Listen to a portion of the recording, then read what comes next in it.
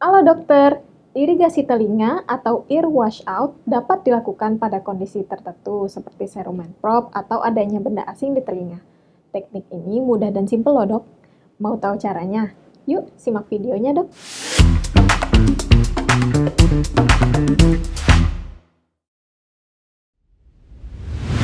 Halo, perkenalkan saya Dr. Dizi dari Alomedica. Selamat datang kembali di Alomedica Hack Series, di mana kami akan membagikan tips-tips medis yang mudah dilakukan. Oh ya dok, melalui aplikasi Alomedica, dokter juga bisa mengakses berbagai informasi dan tips medis, serta berdiskusi bersama puluhan ribu dokter di Indonesia. So, jangan lupa download aplikasinya sekarang ya dok. Kali ini, Alomedica ingin membagikan cara irigasi telinga yang benar dan mudah. Tindakan ini dapat dilakukan pada kondisi serumen prop atau kondisi masuknya benda asing ke dalam telinga seperti kotoran atau serangga. Serumen prop atau impacted cerumen adalah kondisi di mana terdapat akumulasi serumen yang dapat menyebabkan gangguan serta mempersulit pemeriksaan telinga dalam. Gangguan yang dapat dirasakan pasien dapat berupa rasa penuh di telinga, gatal, dan bahkan gangguan pendengaran. Kondisi ini dapat diterapi baik dengan penggunaan obat tetes serumenolitik, irigasi telinga, kombinasi serumenolitik dan irigasi, ataupun dengan ekstraksi serumen secara manual. Irigasi telinga sendiri tidak boleh dilakukan pada pasien dengan membran timpani yang tidak intak atau pasien dengan riwayat operasi telinga sebelumnya, karena dikhawatirkan membran telinga mengalami penipisan atau atrofi. Irigasi telinga juga tidak boleh dilakukan bila pasien memiliki kelainan pada liang telinga seperti kelainan kongenital, keganasan, jaringan luka, atau kelainan lain yang dapat menyebabkan cairan yang terperangkap setelah irigasi telinga dilakukan. Untuk itu, perlu dilakukan pemeriksaan otoskopi baik sebelum, saat dilakukan tindakan, maupun sesudah dilakukan tindakan irigasi telinga. Bila pasien sudah dipastikan dapat menjalani tindakan irigasi telinga, langkah selanjutnya adalah menyiapkan peralatannya. Irigasi telinga dapat dilakukan menggunakan berbagai jenis cairan seperti normal salin, zat serumenolitik seperti hidrogen peroksida, ataupun kombinasi keduanya. Agar pasien merasa lebih nyaman saat dilakukan irigasi, sebaiknya cairan irigasi dalam kondisi hangat ya dok.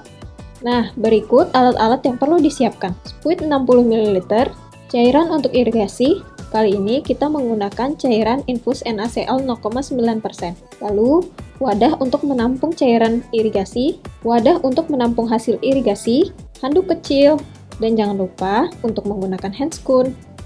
Ini saya sudah menggunakan handscoon. Nah, langsung aja ke langkah irigasi telinganya yuk. Pertama-tama, isi wadah dengan cairan irigasi. Lalu, isi spuit dengan cairan irigasi secukupnya. Selanjutnya, posisikan pasien dalam keadaan duduk tegak dan letakkan handuk kecil di bahu, di mana telinga akan dilakukan irigasi. Handuk berfungsi untuk mencegah cairan irigasi terkena ke pakaian pasien dan membuat pasien lebih nyaman. Kemudian, letakkan wadah di bawah telinga untuk menampung cairan irigasi. Dokter bisa meminta pasien untuk membantu memegang wadahnya. Bila sudah, gunakan satu tangan kita untuk menarik pelan bagian ujung daun telinga dan tangan satu lagi untuk memegang spuit. Sekarang dokter sudah bisa memulai melakukan irigasi telinga dengan menyemprotkan perlahan spuit ke dalam liang telinga dan berikan ruang agar cairan irigasi bisa mengalir keluar. Hati-hati, semprotan tidak boleh terlalu kencang karena bisa menyebabkan ketidaknyamanan pada pasien dan bahkan dapat berisiko merusak membran timpani. Bila sudah, dokter bisa mengecek kembali dengan menggunakan otoskop apakah serumen atau benda asing telah keluar. Bila belum, langkah tadi bisa diulangi sekali lagi.